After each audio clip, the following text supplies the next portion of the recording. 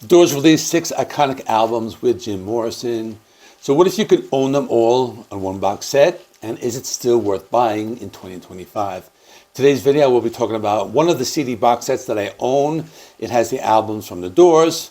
I'll give you the details on the box set, the pros and cons, who the box set is for, and I will review every album. Stick around to the end because I will also be ranking the albums from worst to best. If you're new here, my name is John. You might know me from my other channel, JC Rock and Metal Reviews. When I started my channel, I did a lot of content related to physical media, but then I shifted my content to focus more on music reviews and new releases. So I thought it would be a good idea to create this entirely new channel dedicated to physical media. I will be reviewing the different box sets, CDs, and vinyl that I have in my collection. So if it sounds like something you would like, please subscribe. Today I'm talking about The Doors, a collection. It contains all 6 studio albums by The Doors recorded with Jim Morrison. In other words, everything you need, unless you're a completionist who wants the other albums recorded without Jim. But let me first give you some information on the box set. It was released on July 5th, 2011 through Elektra and Rhino Records. The albums included are the 40th anniversary remastered versions.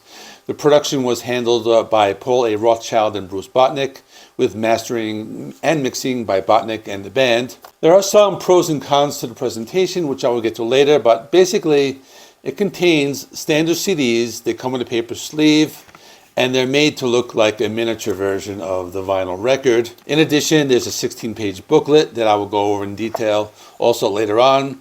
And the box includes the following albums, which are The Doors from 1967, Strange Days from 1967, Waiting for the Sun from 1968, The Soft Parade from 1969, Morrison Hotel from 1970, and LA Woman from 1971. And the box set also credits original musicians who were Jim Morrison on vocals, Ray Manzarek on keyboards, Robbie Krieger on guitar, and John Densmore on drums, and other musicians who played on specific tracks are also credited. There have also been a few other similar box sets, but I consider this to be a good starting point either for a new fan or a great way for longtime fans who may have bought the albums many years ago, but maybe they got lost or they're worn from being played over the years. Let me talk about some of the pros and cons for this box set, and these are based on many of the reviews and comments I've read online.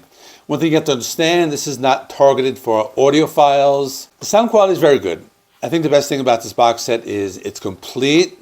There are many box sets out there, for example, the complete album series box sets, which I own a few of them, and I'll be showing them and reviewing them on my channel later on. A lot of those only give you 5 studio albums from a particular artist, but this one gives you everything you need. The second pro is that these are 40th anniversary remasters that were overseen by the band's original co-producer.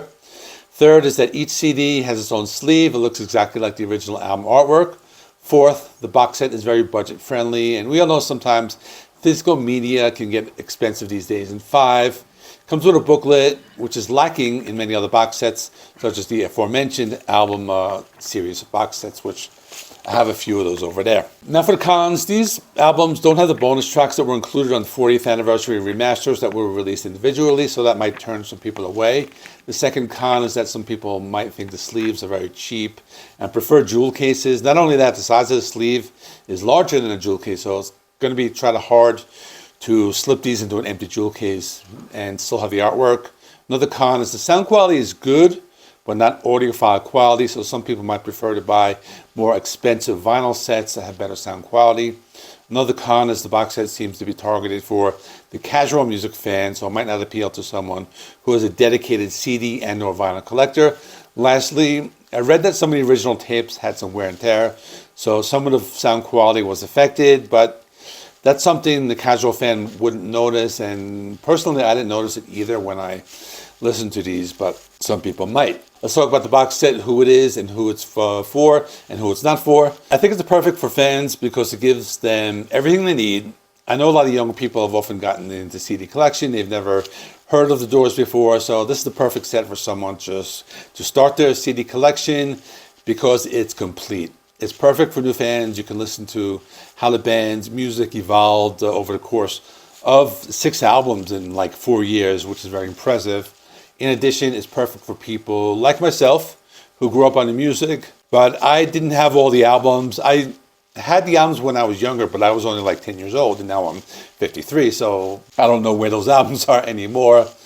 But basically, you're getting everything in one box set. Like I said before, the box set is not for audiophiles or anyone else who's a serious collector that owns multiple copies of all these albums, because you're not getting anything you don't own already. It's also not for fans who are looking for live or rare material, because it's just a basic song, so you're not getting anything extra. Now, last part of the video, I'm going to do a quick review of the music, and I will go album by album. I'm going to keep it brief. I've done full reviews on my other channel, JC Rocky Metal Reviews.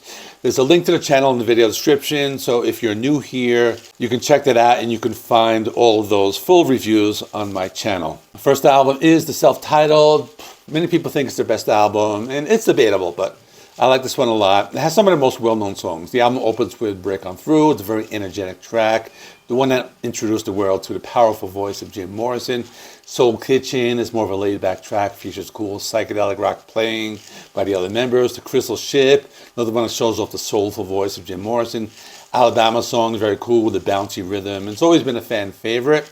Light My Fire is an iconic song. I don't really have to say anything about that. We all know Light My Fire. It's awesome. Backdoor Man. It's a cover song by Willie Dixon. Still a solid track. And it ends with the end, which makes everyone think of that scene on Apocalypse Now. A near perfect album. No weak tracks whatsoever. Next is Strange Days, another one of my favorites. One of the more psychedelic sounding album. The opening track, Strange Days, is a perfect example of that trippy sound. Your Lost Little Girl is one of the more laid-back tracks, and you can just lose yourself when you listen to it with headphones. Love Me Two Times brings back that just classic rock sound with that great classic riff. Unhappy Girls, more of that psychedelica and kind of like their carnival music. Horse Latitudes is kind of weird, but shows off Jim Morrison's personality and sounds great with headphones. Moonlight Drive, really cool, deep cut, very underrated track. People Are Strange, another popular song that's really great. It has some great guitar. My Eyes Have Seen You has some cool funky bass guitar, psychedelic guitar riffs. I Can't See Your Face in My Mind, more of that laid-back psychedelia. Album closes with the 11-minute epic When the Music's Over, one of my favorite tracks as well. Then there's Waiting for the Sun, one of my favorites. It begins with a classic Hello, I Love You, that memorable guitar riff. It goes into the classic love ballad, which is Love Street, followed by Not to Touch the Earth, probably my favorite Doors song of all time. I just love that. Brings back many childhood memories. Next three songs, Summer's Almost Gone, Wintertime Love, and Unknown Soldier, show off their psychedelic rock side. There's the Spanish guitar of Spanish Caravan, a cappella of My Wild Love, awesome keyboards of We Could Be So Good Together, laid back Yes the River Knows, and proto-heavy metal on 5 to 1. Then the Soft Parade. This is a divisive album. People either love it or hate it. I think it has some really good tracks. They brought in some horns on the opening track. There's Tell All the People. You got the big hit Touch Me, probably the best song on the album. I like Wild Child, has a cool guitar riff.